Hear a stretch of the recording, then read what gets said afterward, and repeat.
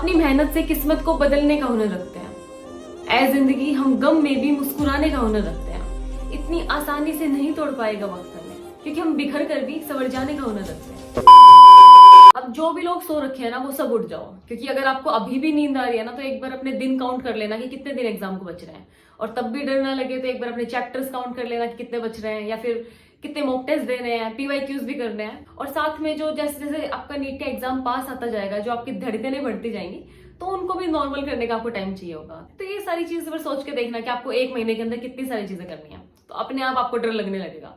लेकिन डर कर भी ये नहीं कि आप फिर पढ़ नहीं रहे हो, डरने लग गए हो। बस वो डर एज ए मोटिवेशन लो कि आपके पास सिर्फ एक महीना बच रहा है अपने आप को प्रूव करने का। तो चलो वीडियो स्टार्ट करते हैं। आज इस वीडियो में पूरा मैं डिटेल में बताऊंगी कि हाँ, आपको दिन में लाइक कैसी चीजें प्लान करनी है, जैसी चीजें मैंने प्लान की थी, या फिर बिल्कुल सब्जेक्ट वाइज आपको अच्छे से बताऊंगी मैं आपको कब मॉक देना है, कब क्या करना है। तो सबसे पहले वो बच्चे जिनका लाइक सिलेबस कंप्लीट हो चुका है, तो उनके लिए हम बोलेंगे कि अब आपको इंप्रूवमेंट करनी है। अगर आपके मार्क्स 300, 400, 500 जितने भी आ रहे हैं, आप उसको वहां से यहाँ 600 तक आपको लेके आना है। तो सबसे पहली चीज कि सुबह उठते ही सबसे पहले आप अगर बायो पढ़ते हो तो वो ठीक है, वरना मैं केमिस्ट्री पढ़ती थी हमेशा। तो सबसे पहले सुबह उठते ही NCERT से केमिस्ट्री के जो भी हैं चैप्टर्स आपको रिवाइज करने हैं। ऑर्गेनिक हो गई, इनऑर्गेनिक हो गई, या फिर फिजिकल हो गई, तो आपको उसके फॉर्मूले वगैरह देखने हैं, या फिर NCERT में जो एग्जाम्पल सोल्व कर रखे हैं वो देखने हैं। उसके बाद आपको रिवाइज करनी है फिर फिजिक्स के फॉर्मूले। अगर आपने अभी तक नहीं बनाए हैं तो एटलीस्ट अब तो आप साथ साथ बनाते जाना। जो भी आपको फॉर्मूला नया दिखाई देना, एटलीस्ट वो तो आप नोट करते रहना। आपके पास एक फॉर्मूला नोटबुक होनी चाहिए जिसमें आप इस एक महीने तक सारे फॉर्मूले अच्छे से रिवाइज करोगे। तो अपने फॉर्मूले रिवाइज कर लेना, साथ में आप जहां से भी क्वेश्चन प्रैक्टिस कर रहे थे, या फिर जो आपने स्टार मार्क कर रखे होंगे कि हाँ ये वाला मुझसे नहीं हो रहा था, ये वाला मुझसे नहीं हो रहा था, तो इस टाइप के क्वेश्चंस आपको प्रैक्टिस करने हैं साथ में। उसके बाद आपको पता है अपना मॉक टेस्ट देने का स्लॉट कौन सा रखना है, वो हमेशा रखना है 2 से 5, क्योंकि आपका नीट का एग्जाम उस टाइम पे होने वाला है। अगर आप वो चीज सुबह अगर आप मॉक टेस्ट की प्रैक्टिस करना स्टार्ट करते हो, तो आपकी बॉडी जो है अडॉप्ट कर लेगी उन चेंजेस को, और आपका दिमाग ये मान लो कि आप उसी टाइम चलना स्टार्ट हो जाएगा। तो इसलिए कोशिश करना कि आप 2 से 5 आराम से बैठ के, बिल्कुल नीट वाले माहौल में, बिल्कुल वैसे बैठ के आप एग्जाम दो, क्योंकि वो जरूरी है फिलहाल के लिए। एग्जाम देने के बाद आपको 1 घंटे उसको एनालाइज करना है। तो एनालाइज करने का मैं आपको बता चुकी हूँ अपनी लास्ट वाली वीडियो में कि कैसे आपको एनालाइज करना चाहिए, जिससे सच में मार्क्स इंप्रूव होते हैं। उसके बाद बात करें तो आपको एनालाइज करने के बाद फिर बायो पढ़नी है। बायो के आपको डेली ये समझ लो कि 3 से 4 तो चैप्टर आपको अच्छे से रिवाइज करने ही करने हैं।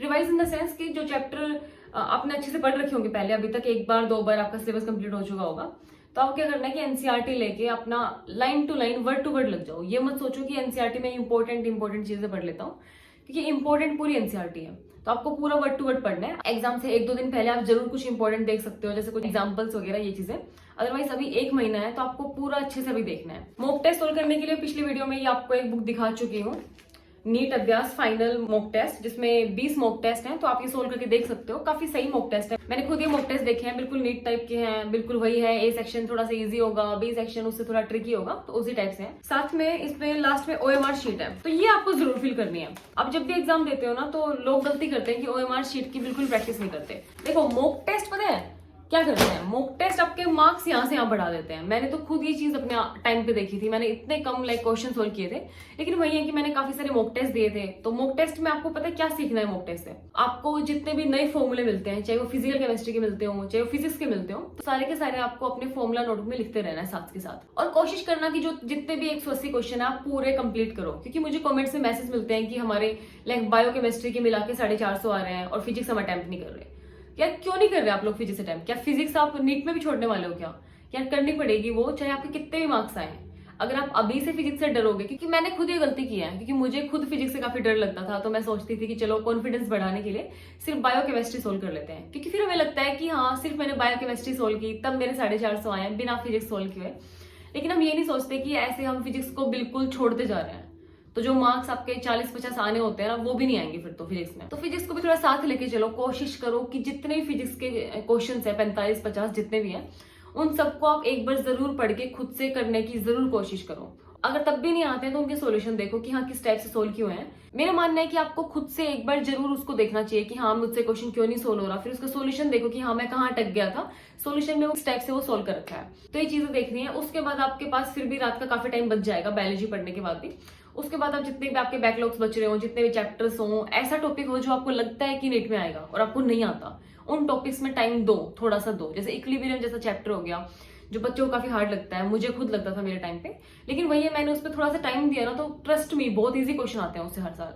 वही पीवाईक्यूज के रिपीट होते रहते हैं, पीवाईक्यूज ही पढ़ लो एटलीस्ट। तो अब बात करते हैं उन बच्चों के लिए जिनका सिलेबस अभी कंप्लीट नहीं हुआ है। तो मैं उनको बोलूंगी कि जल्दी से जल्दी, जितना जल्दी हो सकता है ना, उतनी जल्दी सिलेबस एक बार निपटाने की कोशिश करो। यार थोड़े दिन के लिए भूल जाओ, सारी चीजें भूल जाओ, फोन चलाना भूल जाओ, ज्यादा सोना भूल जाओ, बस लग जाओ प्रिपरेशन में। जल्दी से अपना सिलेबस कंप्लीट करो और कोशिश करो कि हफ्ते में 2 टेस्ट तो आप जरूर दो।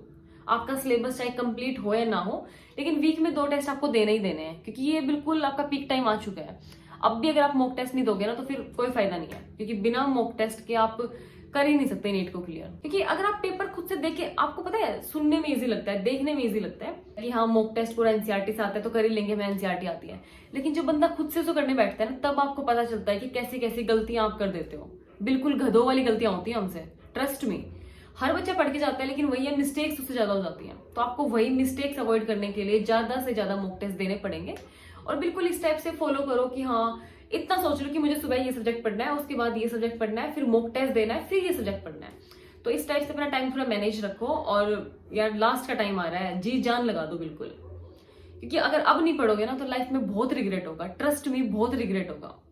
और जो चीजें आपको अभी पढ़ने नहीं दे रही होंगी ना, आप रियलाइज करोगे नीट के बाद कि आप उन चीजों की तरफ देखना पसंद नहीं करोगे, क्योंकि वो लाइफ में इतनी इंपॉर्टेंस रखती नहीं है। बस फिलहाल एग्जाम आ रहा है तो डिस्ट्रैक्शन ज्यादा आ जाती हैं, लेकिन जो इंसान उन डिस्ट्रैक्शंस को पार करके आगे चला जाएगा ना, समझ लो सिलेक्शन ले लिया उसने, तो आपको बस उसी से थोड़ा सा आगे बढ़ना है। सब कुछ बहुत इजी वे में हो जाएगा, बिल्कुल भी डरने की जरूरत नहीं है। 1 महीना, ये मत सोचो कि 1 महीना बचा है, बस ये सोचो कि 1 महीना बचा है नाम के आगे डॉक्टर लगने से पहले। तो बस इसी मोटिवेशन के साथ पढ़ते रहो और बिल्कुल भी हार नहीं मानी। बाकी आप कमेंट्स में बता के जाना कि लाइफ में आपको क्या दिक्कतें चल रही हैं, कहाँ पे आपको दिक्कत हो रही है, फिजिक्स केमिस्ट्री बायो, कौन सी वीडियो आपको नेक्स्ट चाहिए। Best of luck for your preparation and bye.